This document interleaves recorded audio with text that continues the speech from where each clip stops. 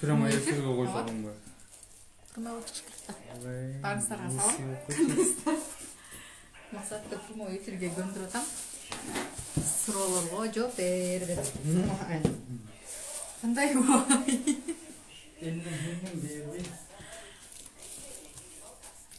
Кандай суроолоруңуздар бар болсо, именно айымдар. Жолдошуңузга балким бере албаган суроолор болушу мүмкүн. Эмне үчүн мындай, эмне үчүн тигиндей? Дал ошондой суроолор берсеңиздер болот. Кечинде эфирге чыгам. Мен билем бе. Ооба, сен билесиң да.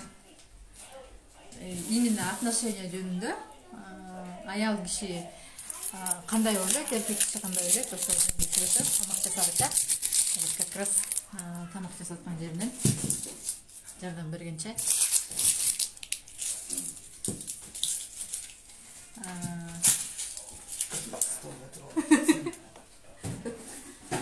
Соны қойын. Ары өтесің сен? Атта өтті.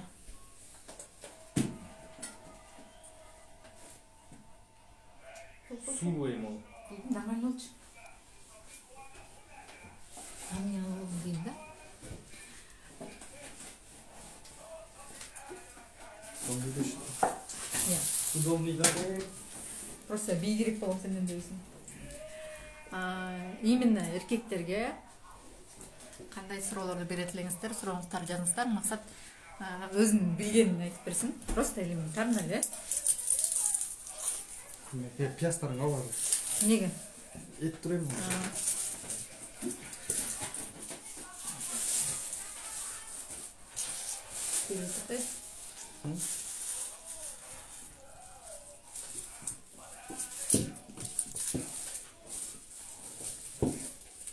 Сен мен билген билбейт дейсің бе? Эми жөнөкөй эле суроолорду берем да сагачы.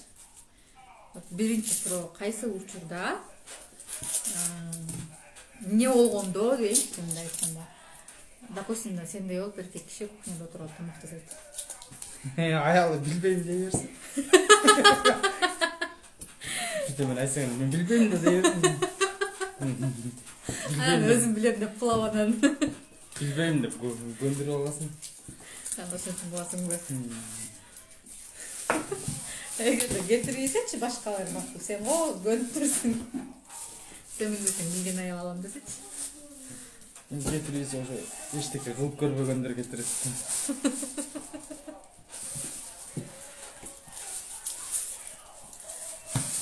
Суроолоруңуздар кимде болсо жазыңыздар. Максат өзү жооп берет. Кабыргам башакта турайт, мага белгилүү.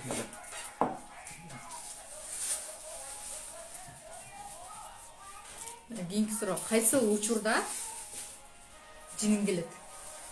Именно аял кишиге, допустим, мага нервимди качайткан мезгилде. Жанагын кетме жиниң. Каткенде. Акча жок калды деп атса, акчаны мага салсаң. Кайда санкцияны дейчи. Дагы, макул эми мындай эле ситуация экен, дагы кандай ситуациялар бар? Прям жиниң келип, именно өзүң билесиң, кайсы вакытта. Сен айтып көр да, мен кайдан билем, балким мен күлүп эле кете берем да. Сен чын жинден атасың, калп жинден атасың, каяктан билейин. Сен жиниң келип. То есть мен постоянно эле жинге тийип турам да. Курсак ачып бергенде тамак жасабай жаттым. Дагы.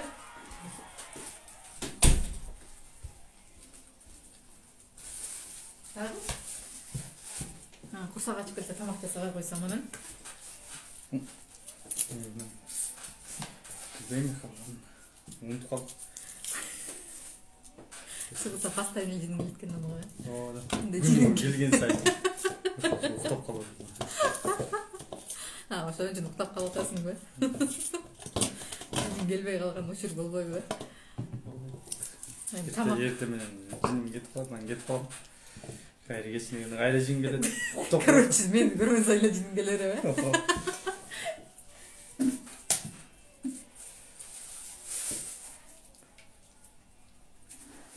Ямон, не кылып чырмактап калган?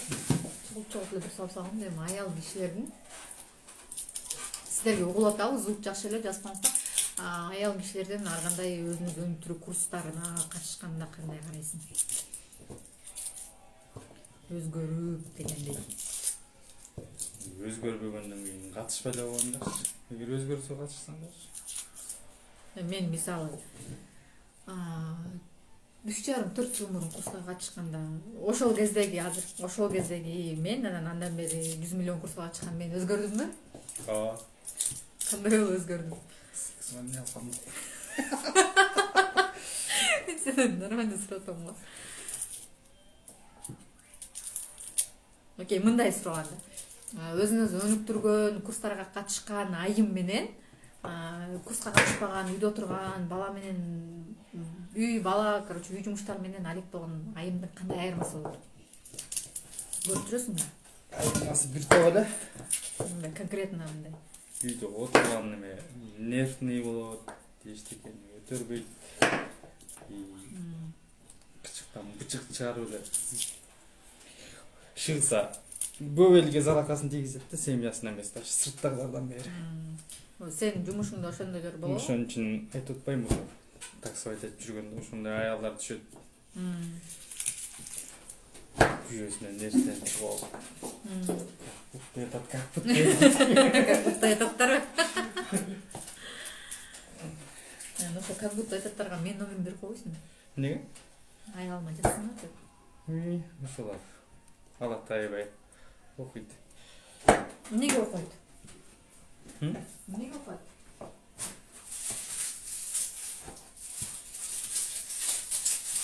Кеудесинен эле билинет го. Живо, Как будто этот окуган өнүккөн айымдар кандай болот? Алар экономго отурбайт деп кой. Жок, отурат экономго.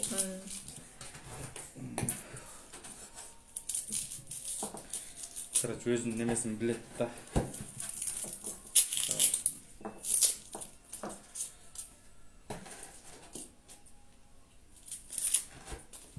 Светофордун ортосуна туруп алып чакырбайт такси. Көңнөрү окуган өзүн өзү өнүктүргөн айымдар такси чакырсаңар светофордун ортосунда туруп чакырбагыла. Машина токтой турган, парковка бар жерге туруп анан чакыргыла таксини. Ар жакта гаи турса ошого токтотуп кой дейт го. 2 метр өтүп кетсең кыйкырып өкүрүпчү. Мен берде түшүнүктүм деп.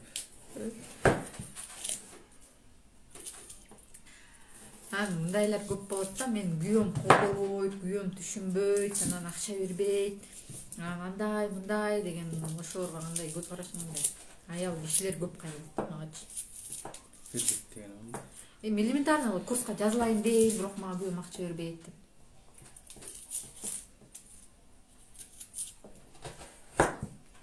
Мен сенден курска деп акча сурадым беле? Сурабай эле барып туруп мен кеткенде эле албадым беле нарың. Ал сен бир эле курс төлөсүң да, андан кийин канча көрсөттүм.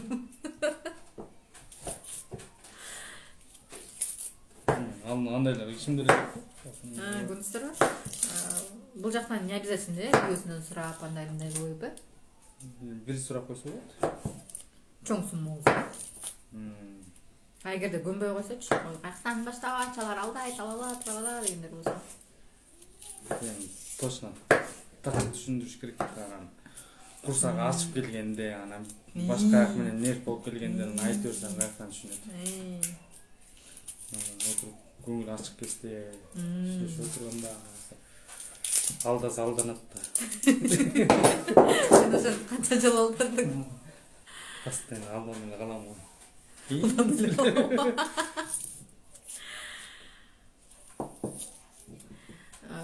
Андан кийин тоже сама зарабатывать. Вот смотрите, бул жакта эркек кишиден мен курска катышам, бул курска катышам, акча бер, анан тиндей кыл, мындай кыл не стоит.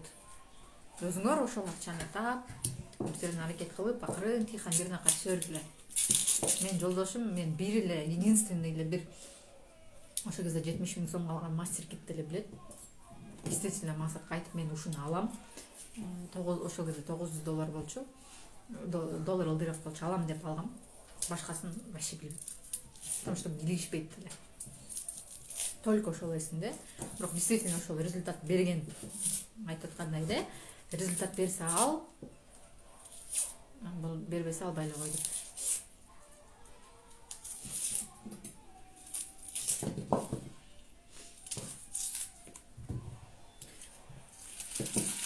Дагы кимде кандай суроо бар? Сууга салмачы деп сага айтты. Не деп? Сууга салсаң баттыр болот деп сага айтты окшойт. Сен ошону алчы дейм алай. Көрейин бе. Салсаң оны. Турасың да?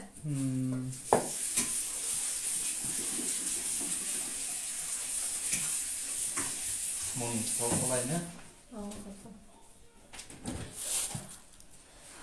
Айымдар кимде кандай суроо болсо, тоже жазыңыздар. Максатты эптеп түзөтүүгө көндүрдүм.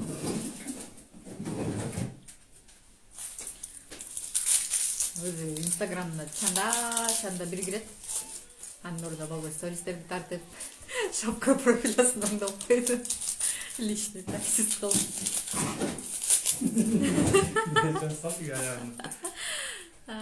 Максат тамак жасайын дейт, мен жардамдашып атам. Мен жардамдашып жазайын дейт, мен жардамдашып атам дегенде. Чында. Самсы жейін деп атпайсың, ал дер етіп деп турабы. Самсы жейт. Мен өзү самсы жейм дегем да. Жини келгени мен бензин кутуп калыптым дагы, колумда бүт акчаны тартып картага салып салдым. Анан наличка акча калбай калып, чыгара ал десе жанымда карта жок. Кайрылып алсаш керек. Жини келип анан курдак жасайын келип. Жумушка кеттим аткан, анан кайра курдак жасайын деп өзү калып калды.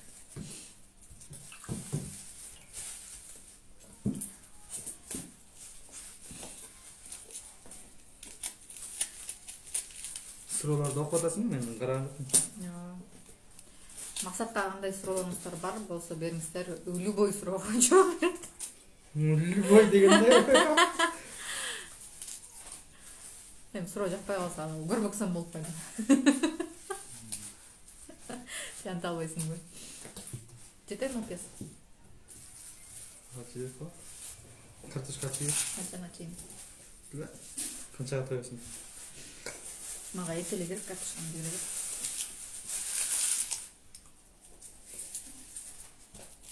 Монда жууп бере алчы. Эже бер, өзүң жейсең картошка чейин.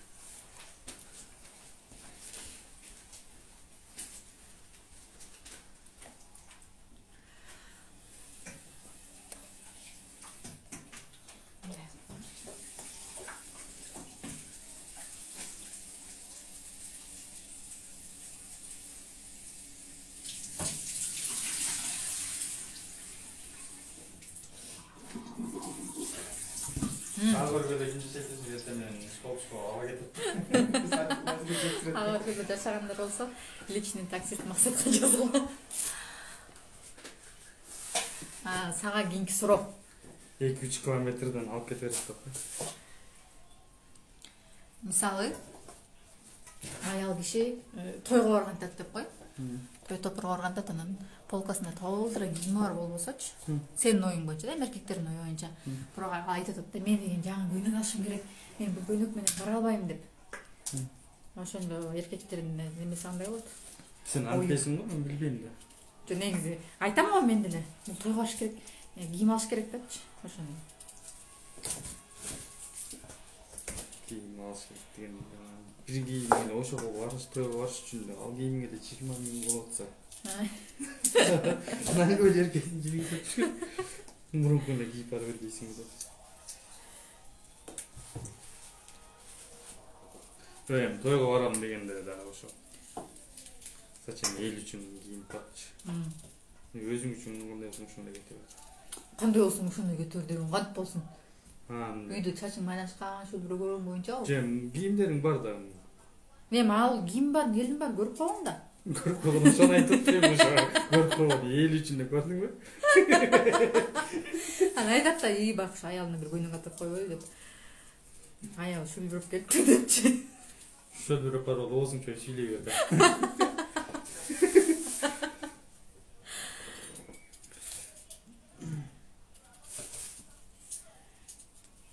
Аял кишинин ошол эле мисалы эки жакка чыгып, жолугуп, кандай десем. Кимге окуй? Өзүңдүн жолугуп жүргөндөрүңдү айтып атасың. Жок, аялдарга жолугуп, ар кандай мисалы офлайн курстарга барып, эми онлайн телефондон качан кааласаң окуй бер, ошого кандай карайсың? Жакшы. Мен жакшы караган үчүн жүрбөйсүң. Былтыр үйгө келбей калдың эле. Бул окуу анан тиги жолу окушу. Быйыл кандай болду анан үйдө отурган? Үйдө чыкпаган. Жаман жиним келип атат. Жиним келип атат? Эмнеге? Келсем үйдө отурасың. Мурун көп көрбөй жакшы болчу экен да. Нормально отур азыр. Анда 1-декабрдан баштап бер мага, мен правамды бүтүрөйүн. Үйгө отурбай калайын. 1-декабрдан баштап бер.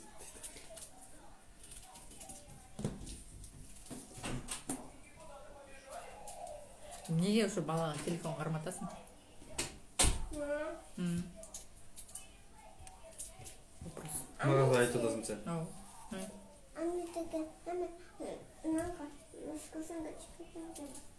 Сикөпүрүм.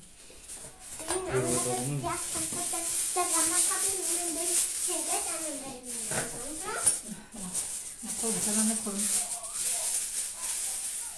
Мага каратпай эле. Кимде кандай суроо бар? Анкен бияқта екен. Суроолоруңузду жазыңыздар.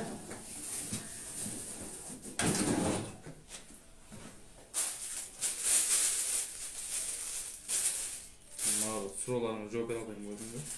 Жооп бере атпайсың? Просто сен менин примеримде айтасың да нерсени. Сага суроо, сенин оюң боюнча идеальный аял кандай болуш керек? Идеальный аялбы? Фигурасы зыңк токуйт. Зыңк деген ал кандай? Сенин фигурам зыңк эмеспи эмне? Идеальный аялбы? Шариат боюнча кийинче мындайбы? Эмне экиге бөлүнөбү? Ооба. Шариатты билгени бар, билбегени бар. Ошондо. Билбегени сага окшош мисалы үчүн. Эмне болуп мага окшош? Орточа жылаңач бутта асып коюу, мишканы минип коюп жатып. Мен өзүм үйүмдө жатам да, жатсам дагы. Кийинем жылаңач. Орточан жолго чейин мусор атканы кетип. Мен деген кошуналар карап туруп чыгам, эшикке эч ким жокпу деп.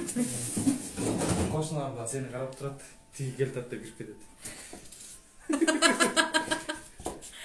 Кошуналарды практически деле көрбөйм го.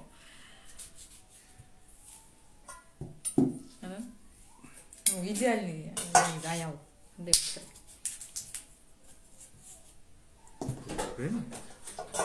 Оюңду айтты. Сага окшош болуп кетти.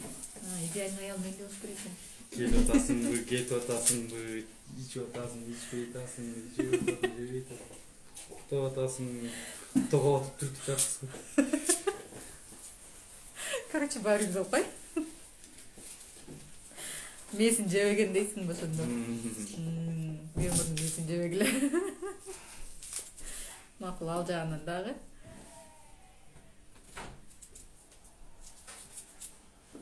Эркектердин сыртынан чайгыл деп койсуңбу? Кандай суроо сен эркектердин?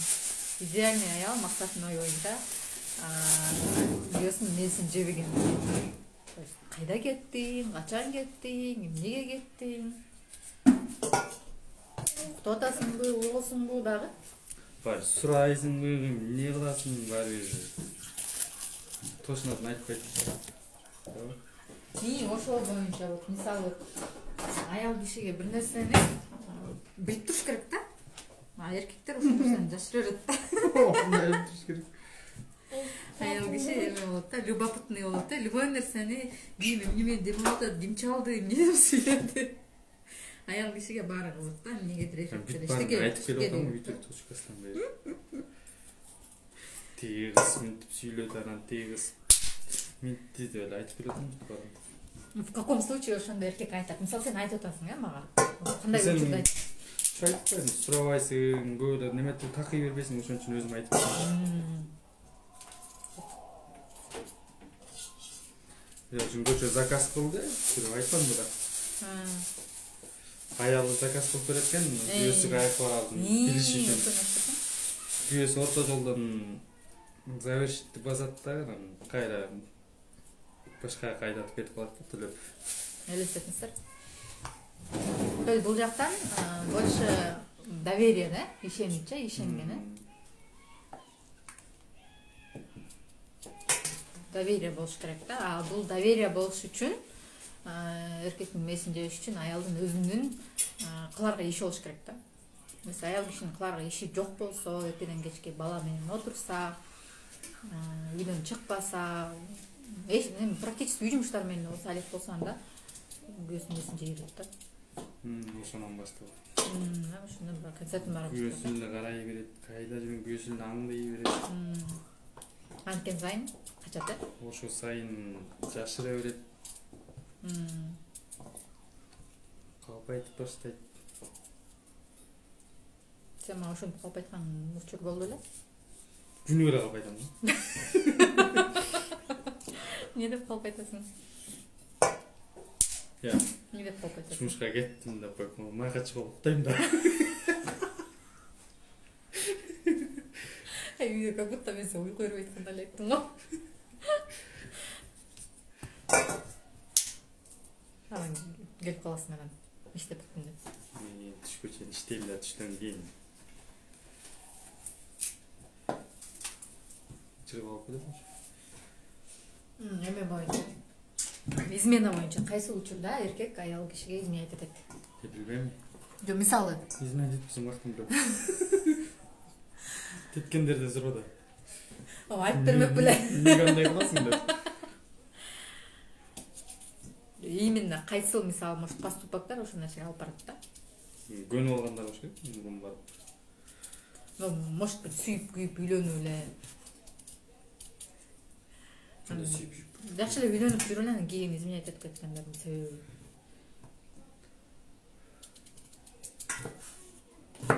Неден болот? Картым болуп экен. Сен оюң болду эле измена этейин деген. Вообще. Картым бар. Элдин көрсө не дегенсиң? Күзүндө алдап айырма баштап. Мен эч аңдыбайм. Карагам бирок бир жарым менен сүйлөшүп, бирөө жарым менен сүйлөшүп кетсечи дейт. Эмне болот анда? Аңдыбайт экен, карабайт экен, бирок бирөө жарым менен сүйлөшүп кетсем эмне болот? Сүйлөшөсүң, үз башы өзүндө да. Аял киши эмне болот? Телефон чал. Эмне болот анда? Сүйлөшүп кетсем. Ким аял киши сүйлөшүп кетсе? Жок, эркек күйөөсү вообще карабайт экен, контролдойт экен, анан сүйлөшүп кетсем эмне болот? Сүйлөшүп кетсе эмне болот? Аял киши эмне болот? Кечирип коюш керек. Кечирип коюш керек, серьезно. Ооба. Анда аял киши измена этет, анан күйөөсү кечирип кое берсе болобу? Ооба, ошондой болот. Анан кандай жашоо болот элестетсең? Анан кандай жашоо болот кийин элестетсең? Акырет деген бар, ошол жактан өзү жооп берет да. То есть акыретти ойлош керек, бир нерсе барда биринчи. Акыр аягы любой кылган ишиң үчүн жооп бересиң да. Бул жактан сизге айтат элем. Больше бул жакта вот доверие, да? Сизде сомнение болот да. Тинтип кетсечи, мынтип кетсечи деп. Кылам деген киши в любом случае кыла берет, туурабы? Да? Любой ситуациядан, любой жерден кыла берет. Кылам деген киши. Каалаган нерсесин. Кечээ өскөсү менен көрдүм. Мына кечээкү пример сиздерге. Контролдоп атып, аял такси чыгат экен, каяка барарын көрүш керек экен күйөөсүнүн. Күйөөсү таксиге отуруп атканда орто жолдон заказын бүтүрүп туруп, завершить кылдырып туруп, все бүттү деп. Анан кайра ошол портага өтүп кетип калат экен. То есть аялы орто жолго жеткенин көрдү, где-то түшүп калган, дальше акыреттен көргөн жок. Маша! Вот такой вот результат. Болобу мончай? Болот го,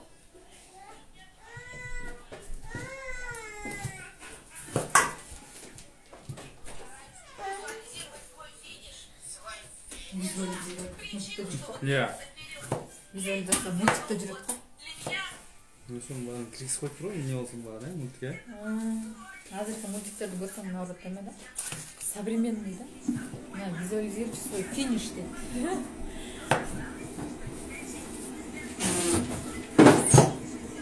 Ancha kişi. Sen de 4 adet mi? Yok, Kızı spor ettik de.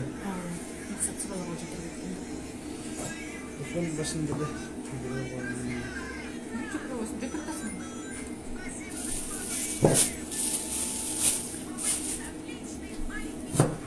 Kazandım da yerde. Böyle küçük yiyin. Baktın mı? Belki ne? Yok. Allah'ın üstünden mi? Şu sorun mu?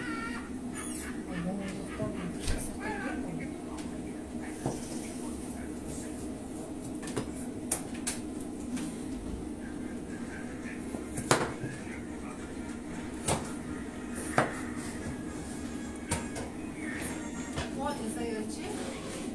Летит кушом. Я. Да, шпалы.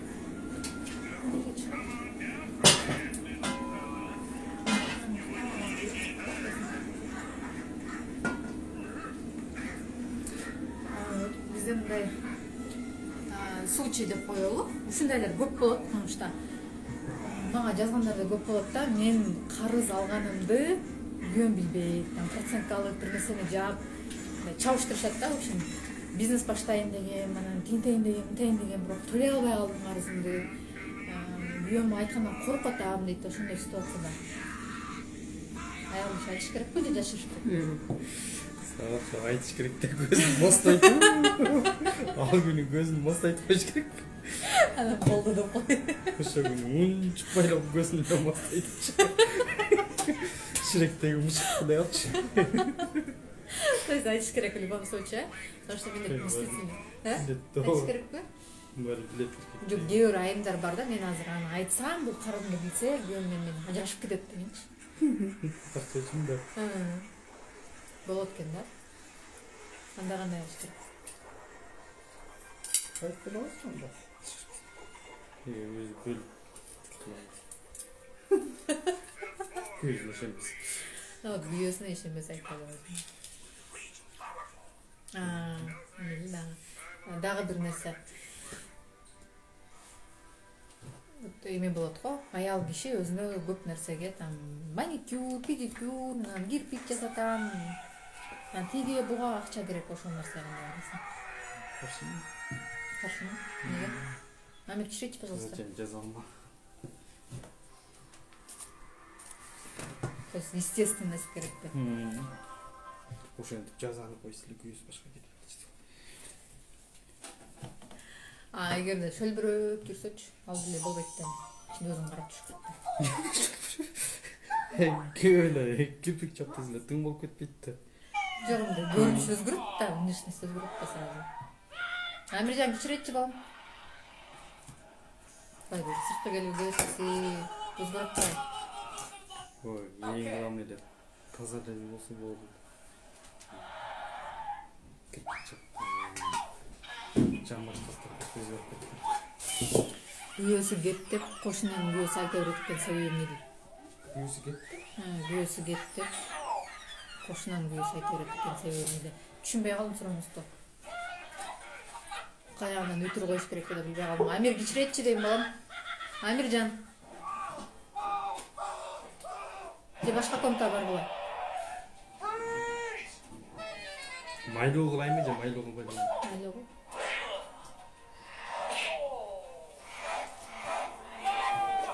Амир. Така келип көрүлөм. Амир. Бак комната барчы балам. Кичирейт алчы же? Бираз кичирейт ал. Бираз. Так, каза чоңойтуп атсың барчы.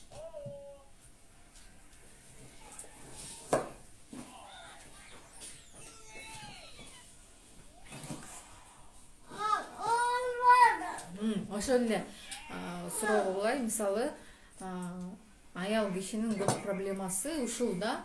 Аны кыла албайм, муну кыла албайм, жолдошум уруксат бербейт, акча бербейт, дегенсин эчтебесиң ошол чакчаш дейт. Ошондой эркектерге кандай карайсың? Эмне деп атасың? Мага айтат. Мен сайттан айтам. Постоянно өзүнөн аяп, постоянно любой нерседен экономить этип жашаган аялдар. Нормально. Нормально эле. Өзүнүн аяк. Өзүнүн аяк элементарный нерселерден. Не десе күйөө бербейт деген нерселерге кандай карайсың?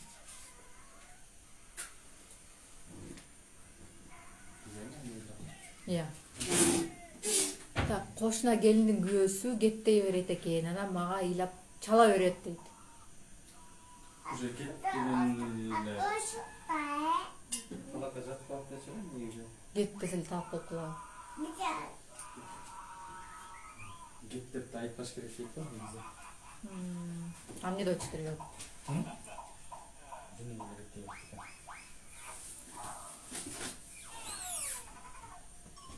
Эмнени сурайм экен, эмне сен сурайм экен? Кстати, аял киши үйдө акча табыш керекпи?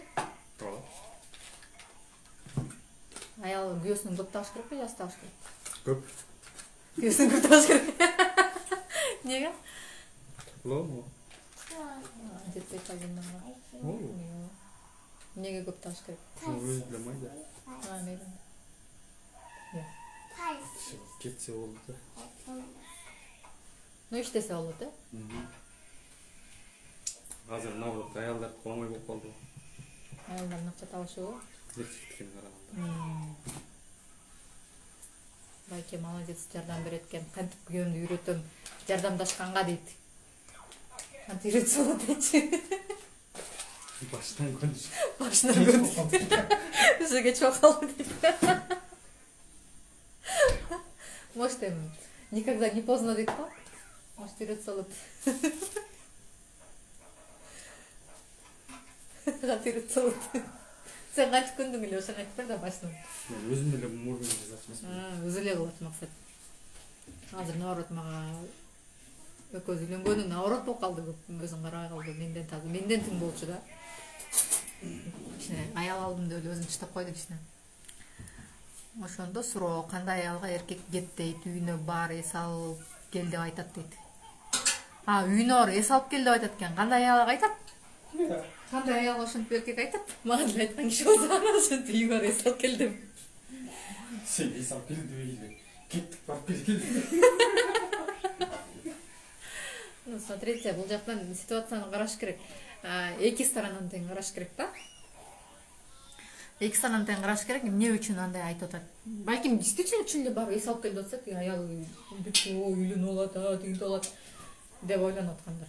Эгерде жөн эле эс алып кел деп айткан болсо, почему бу жырга эле кетмекмин, сен балдар карап тур, мен барып эс алып келейин дечи.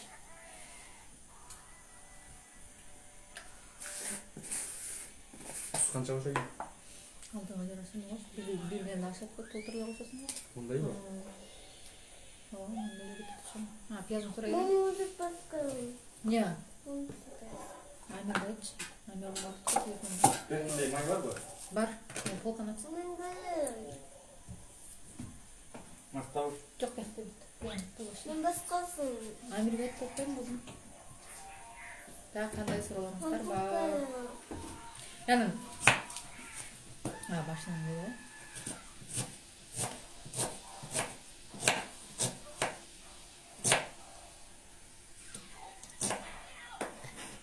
Канчасын?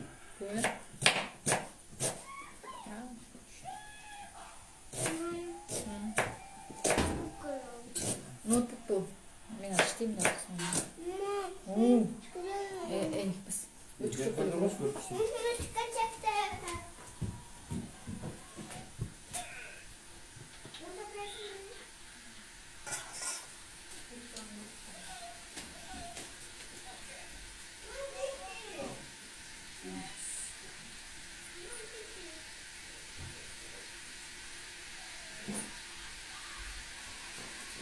Как вкусно, чай içebilirsin mi?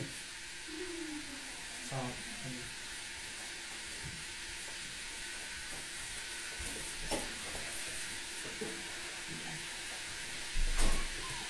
Кешке эмне тамак жасатасыздар?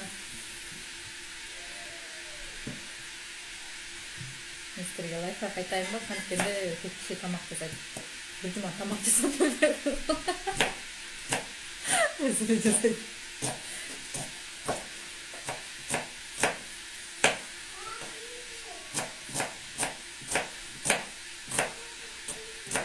Азыр иштеп берем.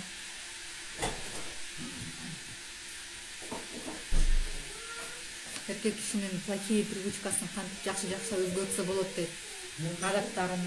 Это не ко мне. Потому что мен бир адатын канча жылдан бери өзгөртө албай койдум. Интернет эле иштетип койсом, интернет токтоочу болду. Эмне болуп калыптыр? Амир басып салган голда. Биздеби? Ала жана өзү баштап калды жасап берейин деп. Мен болсо картошка менен макарон кылып койдум. И то чанда.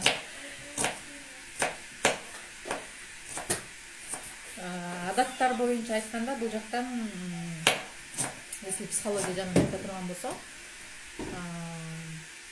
сиз эмне кылсаңыз, эркек киши тоже ошол нерсени көрөт да. То есть зеркалды күзгүнү көрөт да, сиз күзгүңүздү көрүп аткандай сыяктуу да. Сиз өзгөрсөңүз, ал дагы өзгөрөт. Но мен күйөөм өзгөрүш үчүн өзгөрүп атам деген нерсе болбош керек да. Жакшы, Айжан кандайсың, жакшысыңбы? Для себя кыласың, любой нерсени для себя кыласың, ана постепенно эркек киши өзү өзгөрөт.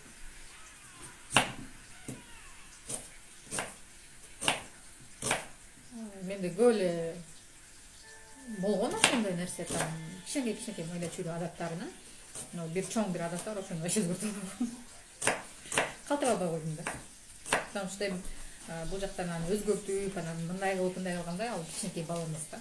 Чоң эле киши өзүнүн ою бар, өзүнүн чечими бар дегенди айтам. Бул жактан уже никак.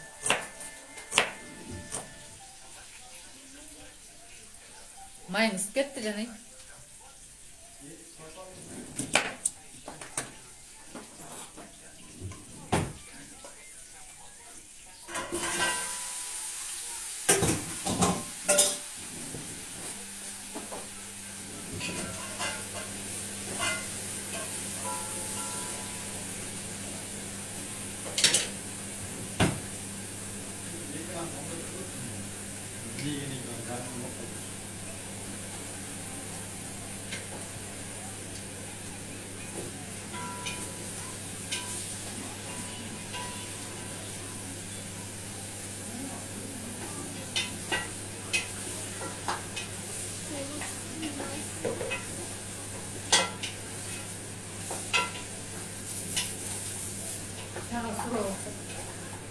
Жаман адаттарды кантип өзгөртсө болот дейт.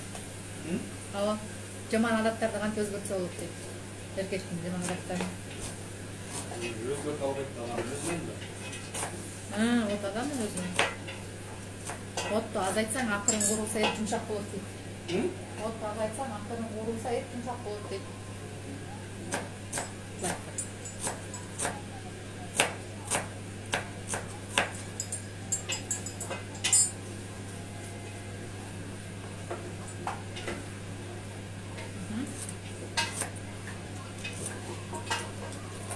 Ошон үчүн анан сен бир адатын калтырбай жүрөсүңбү өзүнөн деп? Иә. Ошон үчүн сен бир адатыңды калтырбай жүрөсүңбү өзүндөн деп?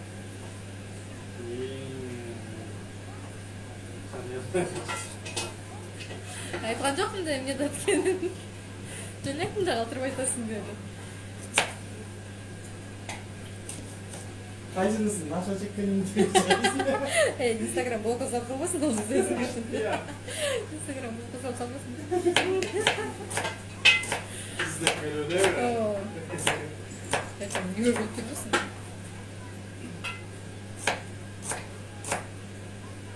И сага сурам, неге көп сторис таппайсың? Мага окшоп. Бошоп айтам го. Ар кандай элдер менен көп келип атам. Мен деле жалаң эле аялдар менен сүйлөшөм. Жалаң эле неф болгон, жашоосуна тарынган айымдар менен сүйлөшөм. Мен деле что за такое?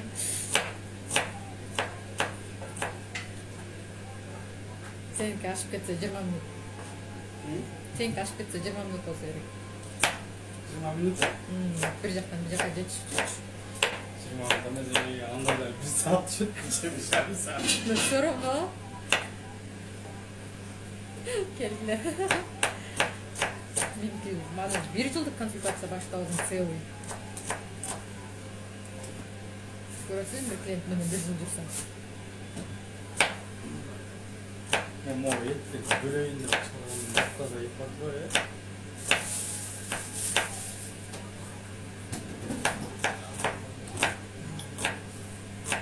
Байкен колтат, жеңең болбой эле тамакты. Я. Алина жазып не тамак болду.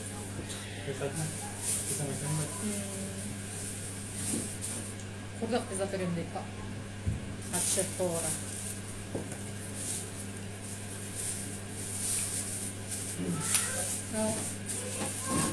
Эй.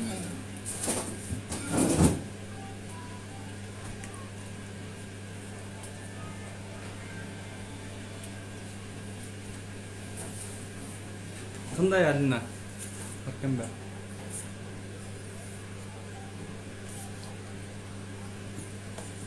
Бар екен Алина? Да, falan oturup bilgen жазган. Кухняда классно. Жоқ ал аяғымды көтеріп үйге түшіп қоясың енді жаңа үймелі көрген ғой. Көзі көтеріп қойшы.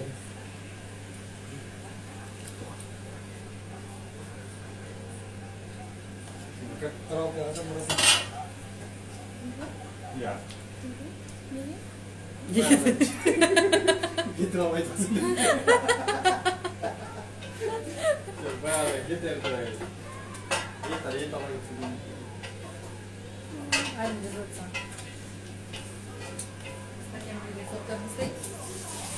Жақсы, біз құда шүгір жүреміз, жақшылаймыз. Негізі ортадан алмастан ала кетті. Айтты кетіп алып қойсын.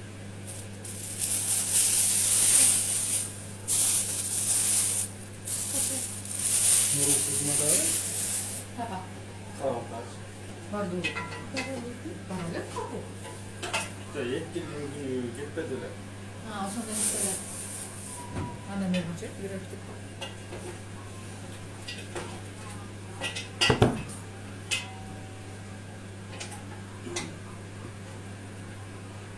СМС-терді маған жазып тастады. Хорошо, түсіндім.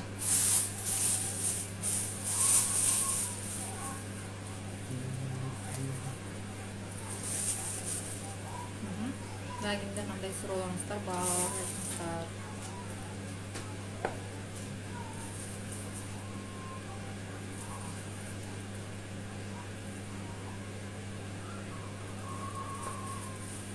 Geçene түзетуге шықпайды, әзірле сөйлеп берейін. Бәкім жақсы болбай қалды ғой. Учишке іштегенімізде жақсы болбай қалды.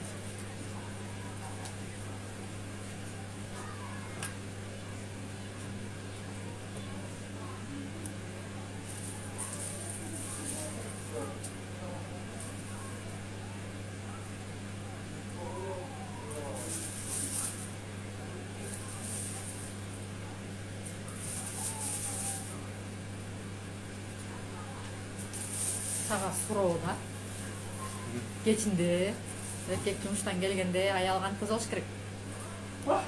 Geldi gibi çok kalkıyorum.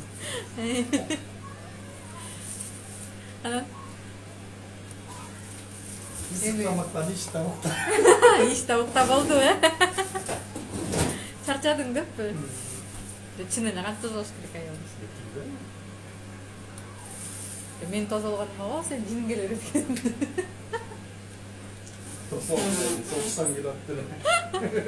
Мен кечинде жұмыстан келе жатқандай маял бүйті қандай неме қылыш керек деген, отношение қылыш керек деген.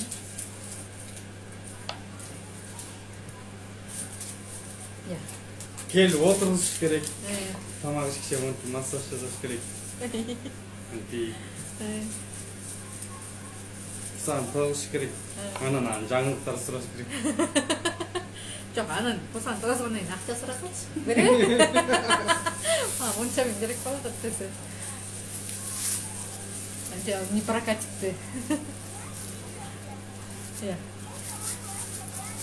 Ақшаны арғандай болып қолданады. Ошо вопрос, кстати, эмне үчүн эркек киши аялына акча карматпайт колуна? Сенин оюң боюнча. Чоң пландабаса карматпайт. Чоң пландабаса? То есть чоң пландабаган кандай мааниде? Мисалы жөнөкөй салып турду сразу бөлүштүрөбүз го, я. То есть сөзсүз түрдө аял киши акчаны кармаш керекпи, эркек кармаш керекпи? Аял кармаганды билсе. Бизде ким кармайт? Мен.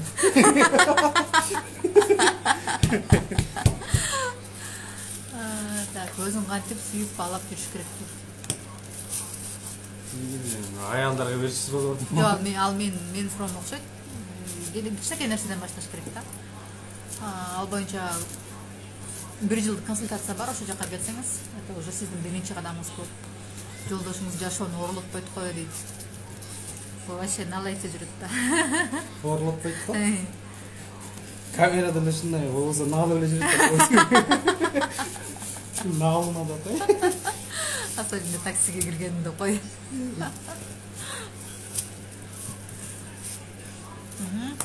Да, кандай суроолоруңуздар бар? Эркектерге чечүү, мисалы, максат жооп берип отурганда. Эч кандай психологиялык билими жок, эч кандай андай мындай курстарга барбайт, мисалы. Как есть? Обычный эле, жөнөкөй эле, үнүмдүк жашоодогу эле эркек кишиге кандай суроолор бар? Адам кантип байыш керек дейт? Жатып иштеш керек. Визуализация кылыппы? Сен визуализацияң иштеди? Иштеген спирт окушат. Кандай визуализацияң бар эле?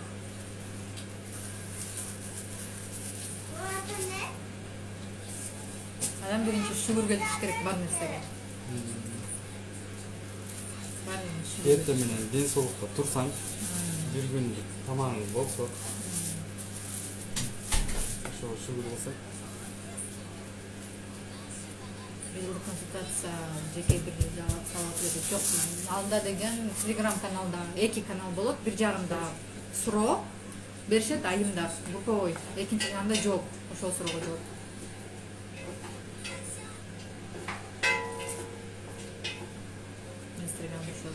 Көрсөтүшүм керек. Telegram каналга кирип эле, группага кирип эле суроо бересиз. Анан экинчи группа бар, экинчи канал бар, атайын. Ошол жактан мен жооп берем. Чтобы сабактар, суроолор өчүп калбаш үчүн, постоянно сизде болуш үчүн да. Любой моментте ачып уга тургандай. Telegramда да WhatsApp сыяктуу болуп, телефон алмаштырсаңар дагы, эмне кылсаңар дагы өчпөйт. Кайра восстановить кылсаңар, ошол боюнча кайра чыгып да, ошонусу жакшы. Память элебейт. Аябай капризный эмес да, Telegram.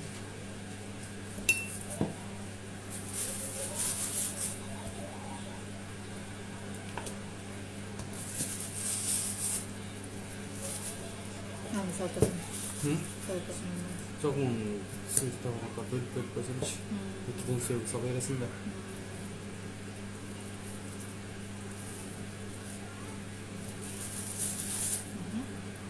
Суроолоруңуздар барбы же бүттү суроолор? Баса деди. Жок, таным көрөп эстепетмин. Фильтр суроолганда кандай болду деседе.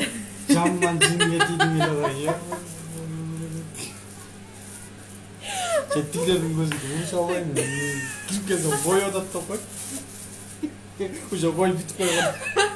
Өзүм кирбей койбодум беле. Мен отказ берип келип сырттан жок көңүлдөн берет. Машина жумуш болуп кирбей атса.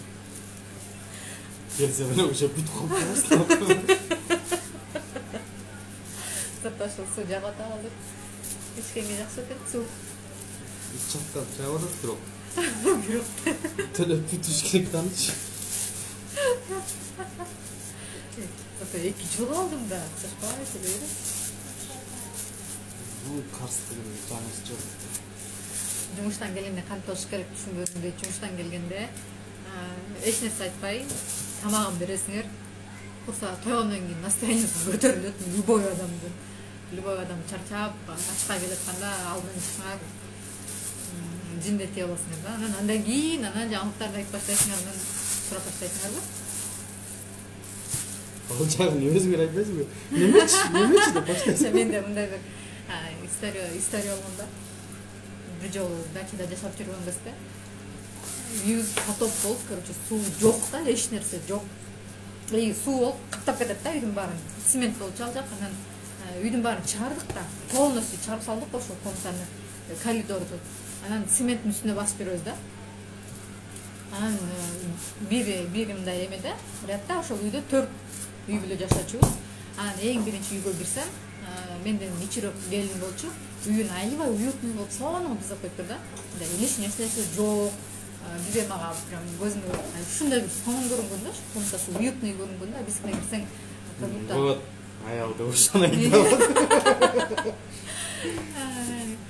кирсең вообще да эми биздики ремонт кылып аткан сыяктуу эле да. Анан аябай эме болдум да, биз да ушундай кылсак депчи. Анан максат эшикти ачып кирип келер менен линолеумду салчу деп. Ошол эсимде калган да, десем кирип келип айтасың да, кичине тамак берип турган айтсаң болот деген да. Анан ошол эсимде калган да. Кирип келе баштайсың да, качпай баштасаң болот деп урушкан ошондо. Ал кезде психология деген түшүнүк да жок болчу, иши кылса эле үйдө отургам. Мариям алы 4-5 айлык ушундай кезинде. Ушундай кезде история болгон да, ошондон кийин азыр сүйлөбөйм да. Болот го ушундай ситуациялар. Аял киши мисалы стресс болсо, там настроение түшсө, башка адамга бөлүшөт да. Подушкасына чалабы, там апасына чалабы, ошол обязательно бирөөнө айтат. Эркектер эмнеге ошондой болбойт? кандай? Мисалы аял киши стресс болуп, нерв болсо, сөзсүз бирөө менен бөлүшөт да. Ошон үчүн дагы аялдардын психологко кайрылган эң көп себеби ушу. Любой проблемасын сөзсүз бөлүшүп айтыш керек да бирөөнөчү. Эркек кишилер эмне үчүн ошондой кылат?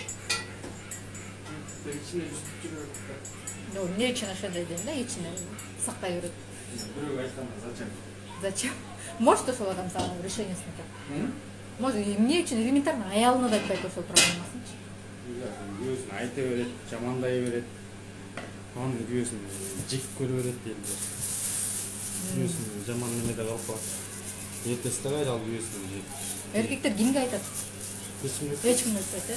Эмнеге даже аялына да айтпайт ошол нерсени? ошондой. Айтканда эмне? Может поддерживать этет, жакшы сөз айтат дегендей. Кереги жок бул нерсе. Кайсы убак болбосун менин жолдошум именно азыр айтыш керекпи дей берет дейт.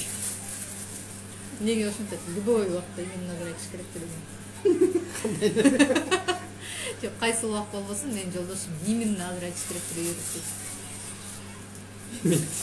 дейт. Любой убакта. Мен дейтирим. Мен дейтирим. Ошо эмнеге ошону айтыш керек адам? Алып айтыш керек да. Кайсы убакта айтыш керек? 24/7 ошентип берсе. Мени билбейт. Мен да ошентем да. Бул кандай эмне жок. Сурап атам да, эмнеге ошондой болуп деген.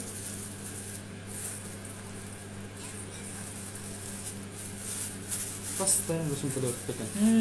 Любой убакта ошентип. Эмне үчүн андай болушу мүмкүн? Мен ортосам да уруштурсам экен. Жок, кээ бир мындай эмелер бар. Эркектер бар, действительно аялын колдобойт да. Эмнеге болот ошол? Баарын өзүм чечем, өзүм улам деп жүрөбүз. Элестетсең, мисалы, аял киши бир нерсени айта эле десе, укпайт, колдобойт, койчу сен оған келбейт, анан кыла албайсың, ошол эмнеден болот? Түшүнө албайм. Сен болот беле сенде ошондой? Бугун айтып келет мен деп айтпаймын. Колуңан келбейт дегенде отуруп калыш керекпи же кыла бериш керекпи? Кыла бериш керек. Мен сүйлөгөндө жолдошум лебединое озерого учабы дейм да. Десем, эмне дедің дейт, потому что архитектор дейт. Көпчүлүгү действительно эркектерге көп нерсени айтканда укпайт да. Көп нерсени сүйлөй берсең, Кулактын үстүнөн кетирип бе? мындай сыртынан эле гана көтөрүп. Башка ойлонуп. Эркекке прям ошол сөзүн жетиш үчүн кантип айтыш керек? Мен сага кантип жеткирем? Перед коюш керекпи же айтыш керекпи? Танчы мен деш керек деп кой. Бир жактан телефон менен сүйлөшүп атып, сеникин да угуп берип.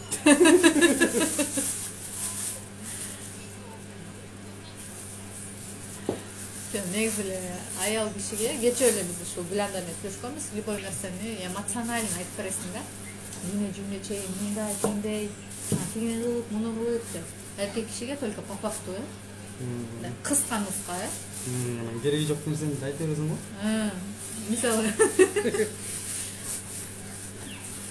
То есть эркек кишини бир нерсеге көндүрүш үчүн Көчөдө канча нерсени сүйлөп салдым. көчө Мамасыздан айтып келет, Гүсейинди айтып келет. Hüseyin'le aytıp gül atıp. Gölde aytasın.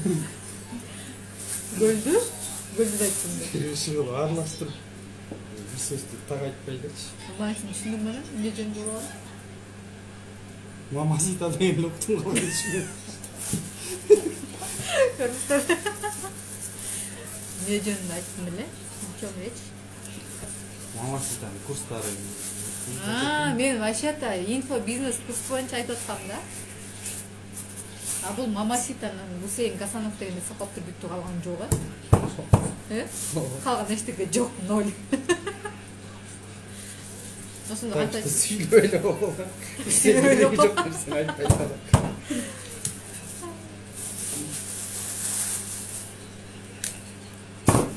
мен вообще-то кечээ именно көп нерсени айтып бергем, бир жарым саат сүйлөп берсем керек э? Жарым саат емес. Тамақ ішкенімді ұмытып қалдым ғой. Тамак ичкенде мен сүйлөп атыппы.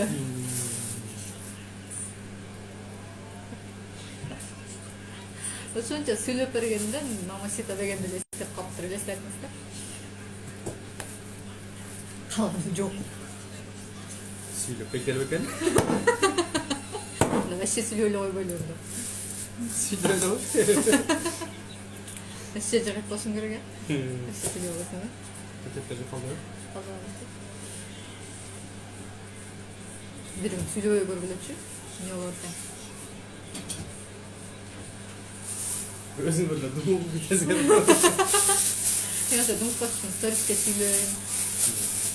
Ошон үчүн азыр целый бир жыл консультация кылып алдым. Күндө сүйлөп туруштунчу.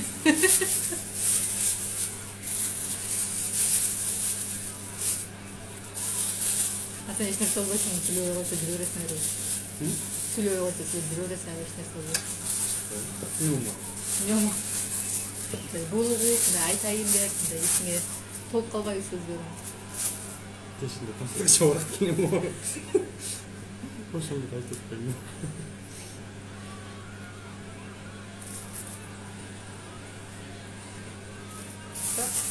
Aslında job aldığın okşaysa. В любом случае, когда любой нерсе попроще, да, татаалдаштырбайт, аял кишидей болчу. Любой нерсеге и что дегендей кабылат да. Аял кишиде любой нерсе кичинекей чумунду пиле койбойт, ошондойбу? Кандай? Чумунду пиле койбойт аялдар. Любой нерсени татаалдаштыра берет да. Он замок келсе да, ай, онан таптың деймечи. Ертесі 100 сом кылгысы келет.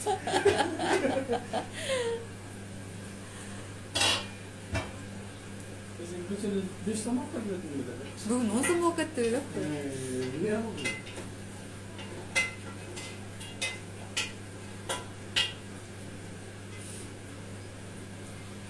Ошону акылымда таштыргыла кечинде 10-да эфирге чыгам да, бир 5 сааттан кийин анда уже конкретно консультация боюнча сүйлөшөбүз. Бул эфирди да сактап коеюн. Кечки эфирди да сактайм. Аялга окшошкон эркектерге кандай оюң дейт. Ну, мен деле балам бар эртеңки күнү. Так что нейтрально. Ар кимдин өзүнүн жашоосу, ар кимдин өзүнүн тандоосу. Эч кимге сын таккым келбейт. Эртеңки күнү менин балам чоңоюп кандай болот, аны бир Кудай билет да. Артан көрүшкөнчө.